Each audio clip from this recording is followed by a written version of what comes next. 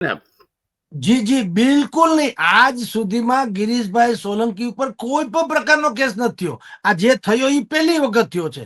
અને એમાંય આપને કહું સર, એક તો 3 વર્ષ જૂનો કેસ છે. રાજકોટના એક રણજીતભાઈ વિરડા કરીને એના કહેવાતા ભાગીદાર હતા. રાજકોટના રહે છે ને રણજીત વિરડા, એ એના ગિરીશભાઈના ભાગીદાર.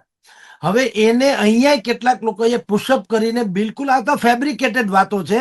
શું કામ? અમે બહુ બોલીએ છીએ એટલે. બાનું ચોક્કસ છે, સરકાર પાસે બાનું ચોક્કસ છે કે ભાઈ અમારી હાથમાં ફરિયાદ છે. પણ આપને કહું વ્યાસ સર, 3 વર્ષ જૂનો કેસ છે. 3 વર્ષ પહેલા ફરિયાદ નોંધાવી.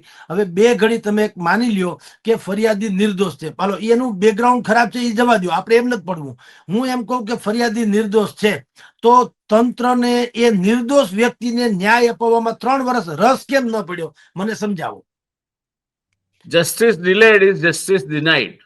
કોઈ પણ ન્યાયની પ્રક્રિયામાં ન્યાય મોડો પડે એનો અર્થ એ કે કાં તો ન્યાય પાત્ર નથી એ બાબત, કાં તો ન્યાય આપવાની જરૂરિયાત જણાતી નથી. એટલે આપની વાત સાચી છે કે ન્યાય જો તોડવાનો હોય તો એ સમયસર તોડાવવો જોઈએ.